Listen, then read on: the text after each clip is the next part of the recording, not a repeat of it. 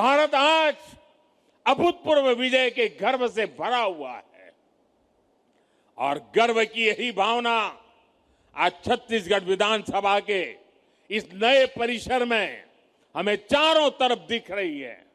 साथियों, पिछले 25 वर्षों में छत्तीसगढ़ ने जो परिवर्तन देखा है वो अद्भुत और प्रेरणादायी है।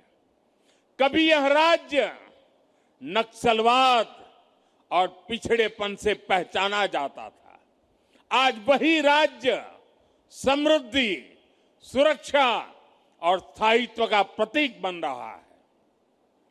आज बस्तर ओलंपिक की चर्चा देश के कोने कोने में है।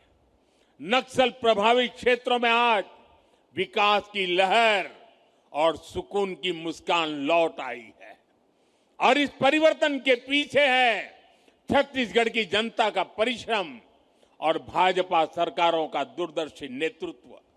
साथियों, छत्तीसगढ़ के रजत जयंती समारोह का उत्सव अब एक बड़े लक्ष्य का आरंभ बिंदु बनने जा रहा है। 2047 तक, 2047 तक जब भारत अपनी आजादी के 100 साल मनाएगा, हमें विकसित भारत निर्माण के जो लक्ष्य तय किए हैं उसमें छत्तीसगढ़ की भूमिका बहुत बड़ी होने वाली है।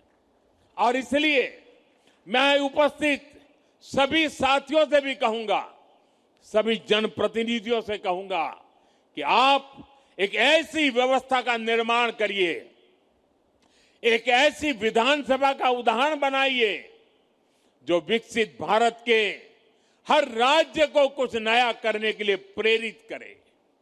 यहां होने वाले संवादों में, यहां पूछे जाने वाले प्रश्नों में, सदन में होने वाली कार्यवाही में, सब में एक श्रेष्ठता लाने का प्रयास हो और हम जो भी करें, जिस भी रूप में करें, सबका लक्ष्य विकसित छत्तीसगढ़, विकसित भारत का निर्माण हो। साथियों, छत्तीसगढ़ की इस नई विधानसभा की श्रेष्ठता इसके भवन की भव्यता से ज्यादा यहां के लिए जाने वाले जन कल्याण के निर्णयों से निर्धारित होगी। यह इस बात से तय होगी कि सदन छत्तीसगढ़ के सपनों को, इसकी सोच को कितनी गहराई से समझता है और उन्हें साकार करने के लिए कितने दूर तक चलता है।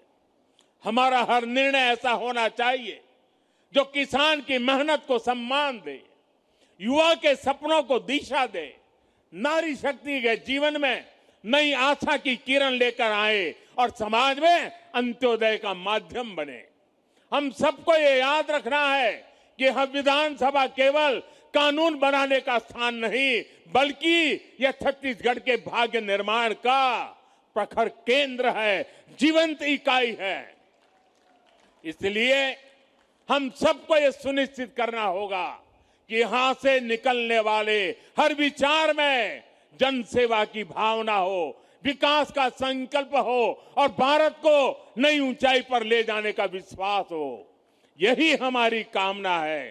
साथियों, लोकतंत्र में कर्तव्य को सर्वोपरि रखते हुए हम सब सार्वजनिक जीवन में अपनी भूमिका निभाए, यह संकल्प लेना ही नए विधानसभा भवन के लोकार्पण के इस अवसर के सबसे बड़ी सार्थकता होगी।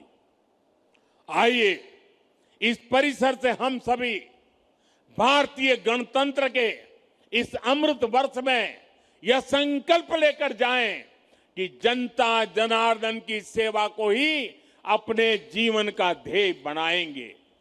आप सभी को लोकतंत्र के इस सुंदर नव मंदिर के लोकार्पण पर मैं पुनः शुभकामनाएं और बधाई देता हूं। मैं मुख्यमंत्री जी को और विशेष रूप से मेरे मित्र रमन सिंह जी को इस कल्पना को साकार करने के लिए हृदय से बहुत बहुत बधाई देता हूं। जय भारत, जय छत्तीसगढ़। बहुत बहुत धन्यवाद। तो प्रधानमंत्री नरेंद्र मोदी को आप सुन रहे थे, जिन्होंने छत्तीसगढ़ में नए विधानसभा भवन का लोकार्पण करने के बाद यहां से बड़ा संदेश दिया है। उन्होंने भूरी भूरी प्रशंसा की छत्तीसगढ़ की सरकार की। उन्होंने खूब तारीफ की छत्तीसगढ़ के विकास के मॉडल की।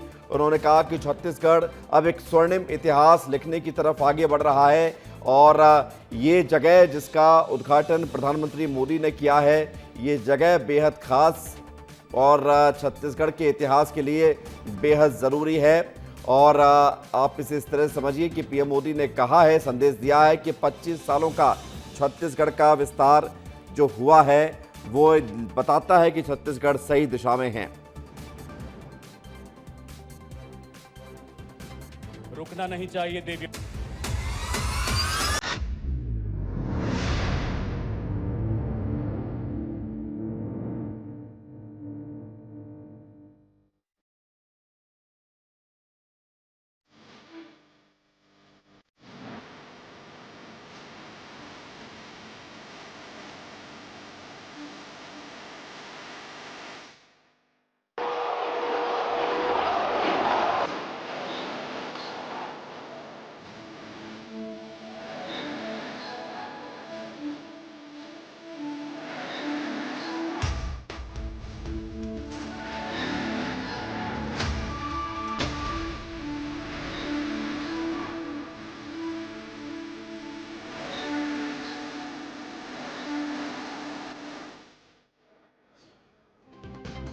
जी हाँ, तो छत्तीसगढ़ के 25 साल के सुनहरे सफर पर आज बेहद खास कार्यक्रम राजधानी रायपुर में हो रहा है।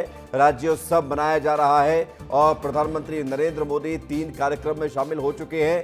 अब बाकी बचे 2 कार्यक्रमों में शामिल होंगे, लेकिन अटल बिहारी वाजपेयी जिनके प्रधानमंत्री रहते हुए छत्तीसगढ़ अस्तित्व में आया, उनको लेकर पीएम मोदी ने क्या कहा है वो हम आपको सुनवाते हैं।